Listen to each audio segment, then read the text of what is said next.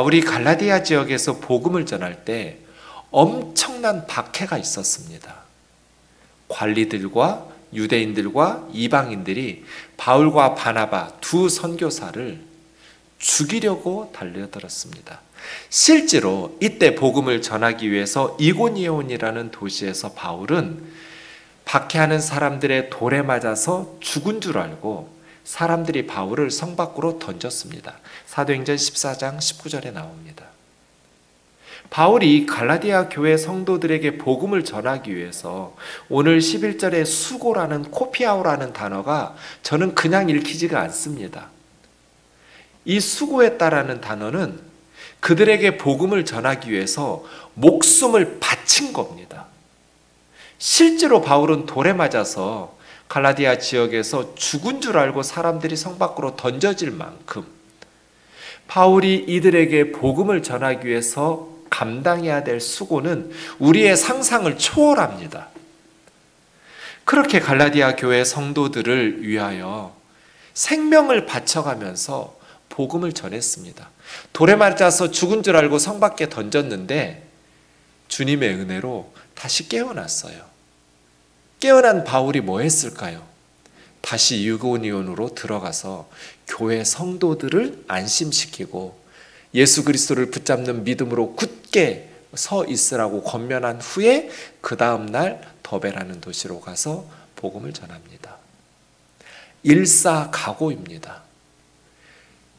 갈라디아 성도들을 예수 그리스도의 복음으로 살려내기 위해서 자신들의 생명을 바친 겁니다.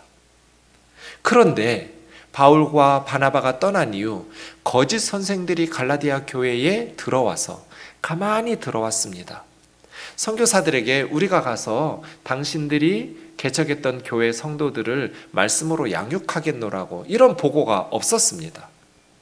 가만히 갈라디아 교회에 침입한 거짓 선생들은 잘못된 교훈으로 갈라디아 교회를 무너뜨리고 있었습니다. 그래서 내가 너희를 위하여 수고한 것이 헛될까 두려워하니라. 저는 이 말씀이 목회자이니까 너무 와닿아요.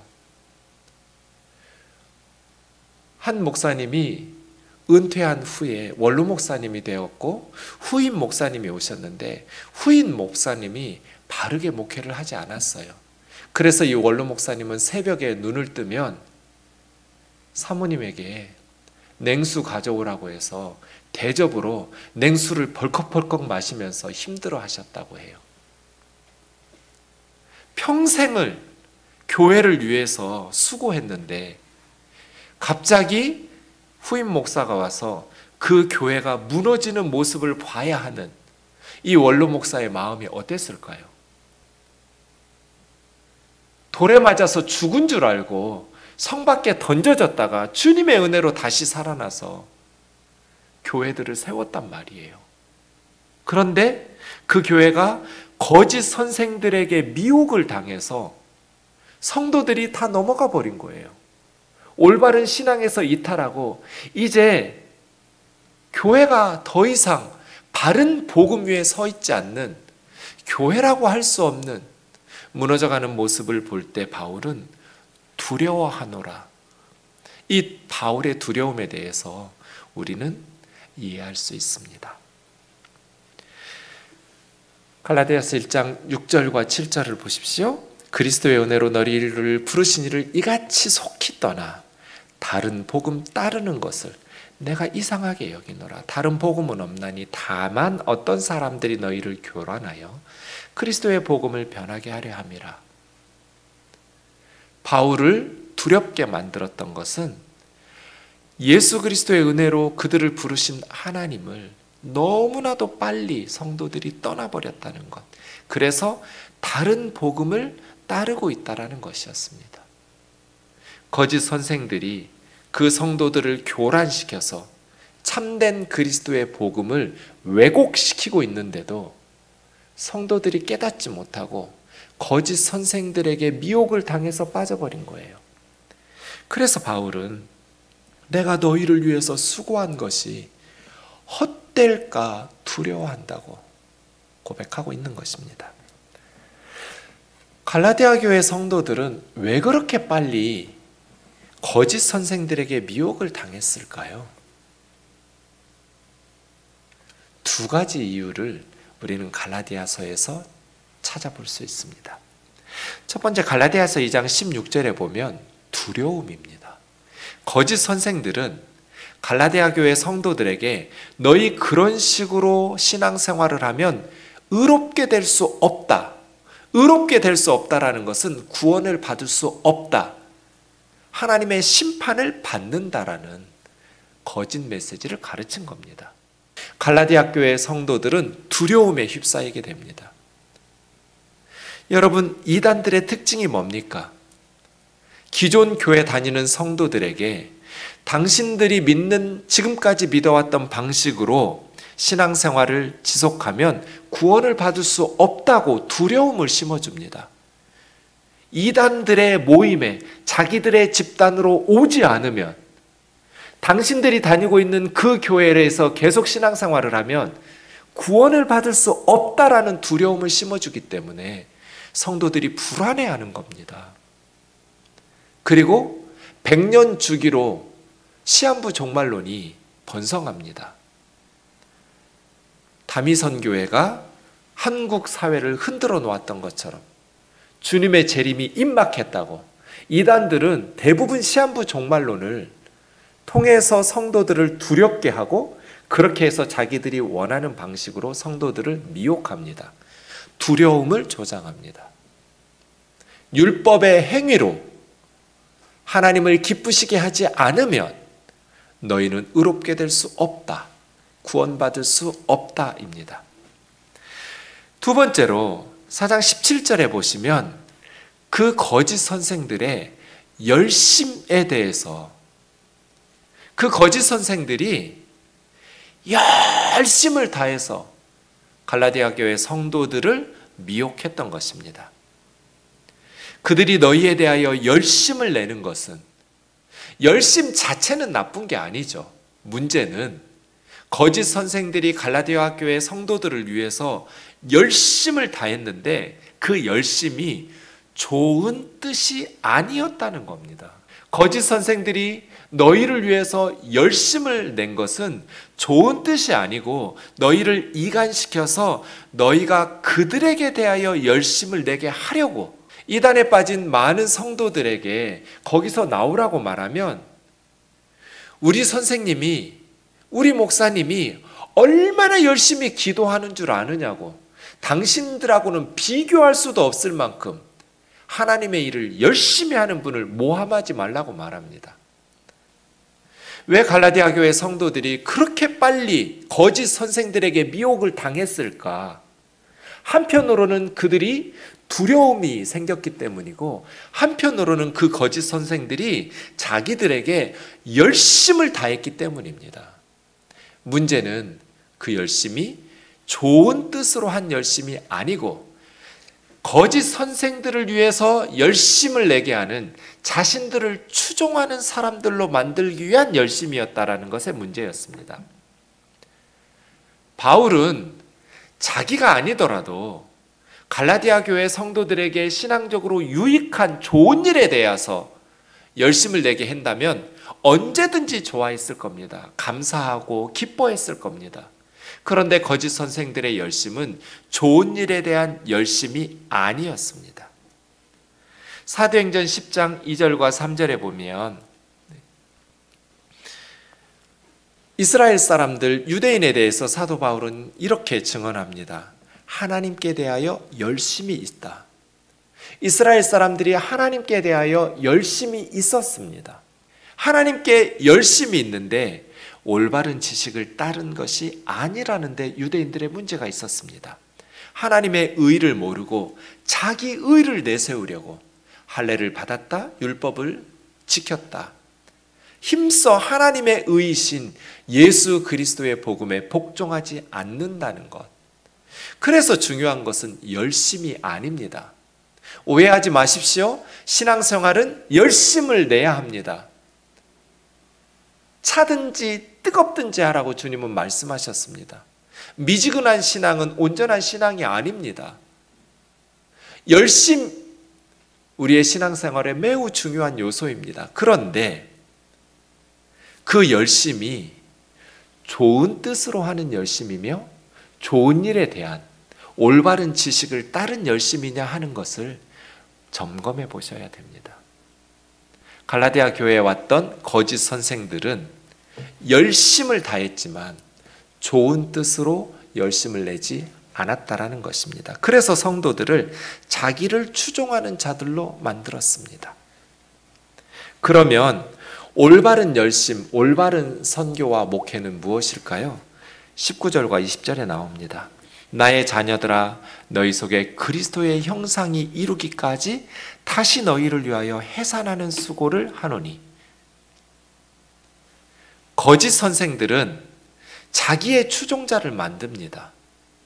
그런데 참된 선생들은 성도들을 그리스도의 형상을 이루게 합니다. 예수님을 닮아가는 사람으로 만듭니다. 목사를 추종하고 선교사를 추종하는 사람으로 만들지 않습니다. 예수 그리스도를 따르는 그리스도의 제자로 만들어냅니다. 이것이 참된 사역자와 거짓 사역자의 차이점입니다. 거짓 사역자들은 갈라디아 교회 성도들이 자기들에 대해서 열심을 내도록 그렇게 열심을 다해서 그들을 가르쳤습니다. 하지만 바울은 너희가 나를 본받는 것이 아니라 그리스도를 따르고 그리스도를 추종하는 그리스도의 형상을 이루기 위해서 나는 다시 너희를 위하여 해산하는 수고를, 다시 돌에 맞아 너희를 위해서 죽는다 할지라도 나는 너희를 위해서 헌신하겠다고 다짐합니다. 내가 이제라도 너희와 함께 있어 내 언성을 높이려 함은 너희에게 대하여 의혹이 있음이라.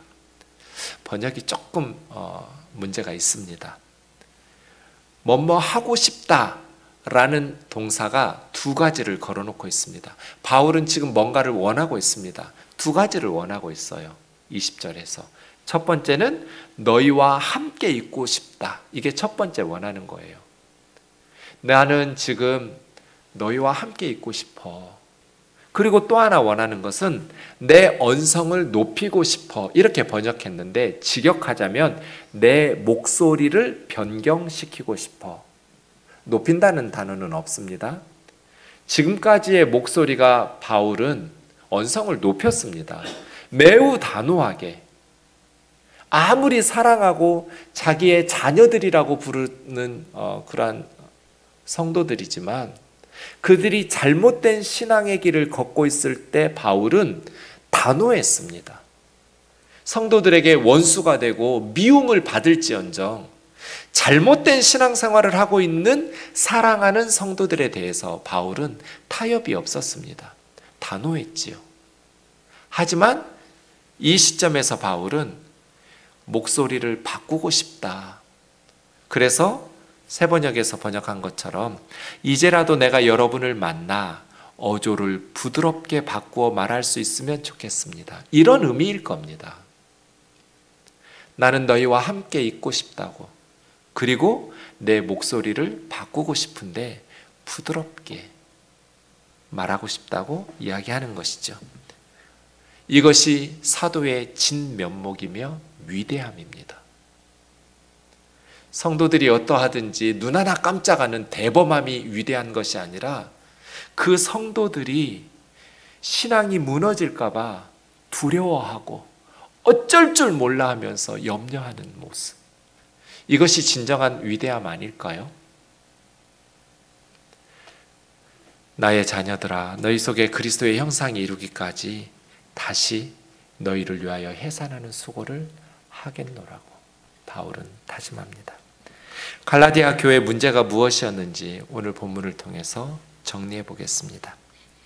그러나 너희가 그때에는 하나님을 알지 못하여 본질상 하나님이 아닌 자들에게 종노릇하였더니 이제는 너희가 하나님을 알 뿐 아니라 더욱이 하나님이 아신 바 되었거늘 어찌하여 다시 약하고 천박한 초등학문으로 돌아가서 다시 그들에게 종노릇하려 하느냐.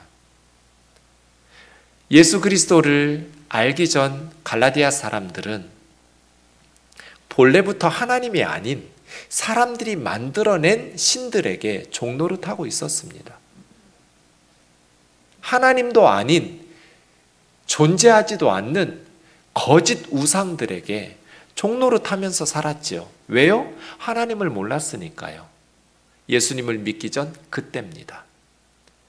그런데 이제 예수 그리스도를 알게 되고 하나님을 알게 됐습니다.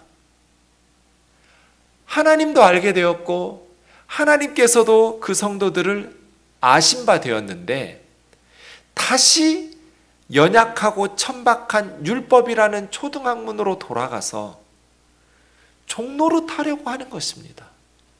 복음을 알지 못하던, 그래서 우상 숭배하고 있던 어느 지역에 예수 그리스도의 복음을 들고 선교사들과 전도자들이 들어가서 복음을 전하면 무슨 일이 일어납니까?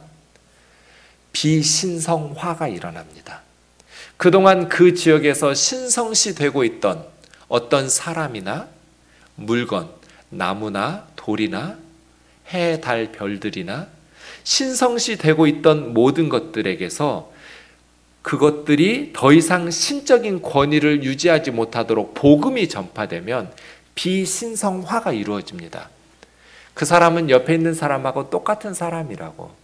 그 돌은 더 이상 신비로운 능력 있는 돌이 아니라 옆에 있는 돌하고 똑같은 하나님의 피조물이라고. 그 나무는 더 이상 신성한 나무가 아니라고. 복음이 전파되면 우상 숭배하고 있던 그들이 신성화하고 있었던 것들이 비신성화가 이루어집니다. 갈라디아 지역에도 그런 일들이 일어났을 겁니다. 그런데 시간이 지나면서 성경적 신성화가 다시 이루어집니다. 성경에서는 하나님 한 분만 거룩하시고 신성하신 분입니다. 하나님 외에 모든 사물은 다 피조물입니다. 신적인 것이 없습니다. 오직 하나님만 경배를 받으셔야 하고 하나님만 유일하신 참 하나님이시기 때문에 하나님 외에 모든 것은 다 피조물들이어서 비신성화가 이루어져야 되는데, 복음이 전파되면서 그동안 신격화되고 있던 모든 것들이 비신성화가 이루어진 다음에는 기독교적 신성화가 다시 기독교적 신성화 작업이 이루어집니다. 세 가지 분야에서 신성화가 이루어집니다. 첫 번째는 사람입니다. 목사를 거룩한 존재로, 더 신성한 존재로, 하나님의 능력이 목사에게 임하는 것처럼, 하나님의 특별한 능력이 목사에게 있는 것처럼 신성화합니다. 그래서 주의 종을 대적하면 저주를 받는다고 말합니다. 두 번째는 시간입니다. 주일을 신성화합니다. 그래서 주일을 성수해야 한다고, 다른 날들보다 더 거룩하게 구별해서 주일은 하나님 앞에 바쳐야 된다고 말합니다. 옳은 말입니다. 부분적으로. 주님이 부활하신 주일은 하나님께서 구별하여서 지키라고 말씀하셨습니다. 그러나 주일만 거룩하고 하나님께 드려져야 될 날은 아닙니다. 월요일부터 토요일까지 모든 요일이 다 하나님의 날이고 하나님이 주인이시고 하나님께 경배하며 하나님께 드려져야 될 날입니다. 세 번째는 장소, 공간의 신성화입니다. 사람을 신성화하고 시간을 신성화하던 그리스도인들이 성경적으로 장소를 신성화합니다. 예루살렘 성전이 성지라고 말하고 이스라엘 땅이 성지라고 말하면서 성지 순례라고 말합니다. 성경적 우상 숭배입니다. 하나님의 집이기 때문에 성전이었습니다. 신약 성경에서 하나님의 집이 어디입니까? 성전이 무엇입니까? 너희가 하나님의 성전이라고, 하나님의 성령이 너희 안에 거하시기 때문에, 이것이 신약 성경의 교훈 아닙니까? 하나님이 계신 곳이 성전이에요. 그곳이 성지예요. 하나님은 하나님을 믿는 성도들의 마음에 계셔요. 성도들이 가는 곳마다 거룩한 땅이에요. 어디가 성지입니까? 예배당이 거룩한 곳입니까? 예배당 중에서는 설교하는 이 강단이 더 거룩한 곳입니까? 장소의 신성화입니다. 물론 하나님의 말씀을 전하고 함께 예배하는 곳이니 깨끗하고 경건하게 유지하는 것이 필요합니다. 그러나 이곳이 특별히 더 거룩하고 이곳에서 하나님을 예배하면, 이곳에서 하나님께 기도하면 더 하나님께서 기뻐하시고 더 잘 응답해 주시는 것은 없습니다. 성경적 우상 숭배를 멈추세요. 어떤 사람도, 어떤 시간도, 어떤 장소도 더 거룩하지 않습니다. 사도 바울은 우리에게 놀라운 이야기를 9절에서 하고 있습니다. 9절을 다시 보십시오. 이제는 너희가 하나님을 알 뿐 아니라, 그때는 하나님을 몰랐기 때문에 하나님도 아닌 우상들에게 종노릇했지만 이제는 너희가 하나님을 알게 되었다. 더욱이라는 단어에 주목해 보십시오. 이게 무슨 뜻입니까? 더 중요한 것은, 우리가 하나님을 안다는 것보다 더 중요한 사실은 하나님이 우리를 아신다는 겁니다. 하나님이 우리를 알고 계시는데 왜 율법의 종노릇 하려고 하느냐는 거예요. 우리가 하나님을 안다는 것보다 더 중요한 것은 하나님께서 우리를 알고 계신다는 것입니다. 우리를 다 알고 하나님께서 우리를 하나님의 자녀로 부르셨고 놀라운 성령의 은사들을 부어주셨고 하나님의 자녀로 기뻐하면서 하나님과 함께 예배하면서 신앙생활을 잘하고 있었는데 어찌하여 다시 연약하고 천박한 초등학문으로 되돌아가서 종노릇 하려느냐는 겁니다. 왜 불안하고 두려워합니까? 하나님께 사랑받지 못할까 봐. 그래서 율법을 지키려고 노력합니다. 불안해하니까. 너 그렇게 살면, 너 그렇게 신앙생활하면 의롭게 될 수 없어. 구원받을 수 없어. 거짓 선생들이 갈라디아 성도들을 불안하게 했습니다. 두려움에 휩싸였게 만들었습니다. 바울은 말합니다. 너희가 하나님을 알고 더 중요한 것은 하나님이 너희를 알고 계신다는 것이다. 하나님께서 너희를 하나님의 자녀로 부르시고 연약한 모습 그대로 하나님의 백성으로 부르셔서 하나님을 섬기게 했는데 뭐가 문제냐는 거예요. 뭐가 두렵냐는 거예요. 사랑하는 자매 형제 여러분, 우리가 하나님을 압니다. 더 중요한 것은 하나님께서 저와 여러분을 아신다는 겁니다. 우리가 모자란 걸 모르실까요? 우리의 연약함을 모르실까요? 다 알고 계십니다. 다 알고 계심에도 불구하고 우리를 하나님의 자녀로 삼으셨습니다. 우리가 하나님을 압니다. 더 중요한 게 뭡니까? 하나님이 우리를 아신다는 겁니다. 우리의 못난 거 알고 계세요. 우리의 믿음 없는 것도 알고 계세요. 우리의 형편과 처지를 다 알고 계세요. 그럼에도 불구하고 우리를 선택하시고 그럼에도 불구하고 예수 그리스도 안에서 우리를 하나님의 자녀로 삼아주셨어요. 여러분, 하나님에게 잘 보이려고 노력하지 않아도 돼요. 하나님은 그냥 우리를 기뻐하시는 분이에요. 갈라디아서 주제를 다시 생각해 봅시다. 다른 복음은 없습니다. 복음은 조금만 변경시켜도 아무짝에 쓸모없는 복음이 됩니다. 왜냐하면 더 이상 복음이 아니니까요. 갈라디아서 1장 4절과 5절이 복음입니다. 우리 함께 읽고 마치겠습니다. 시작. 그리스도께서 하나님 곧 우리 아버지의 뜻을 따라 이 악한 세대에서 우리를 건지시려고 너희 죄를 대속하기 위하여 자기 몸을 주셨으니 영광이 그에게 세세토록 있을지어다. 아멘.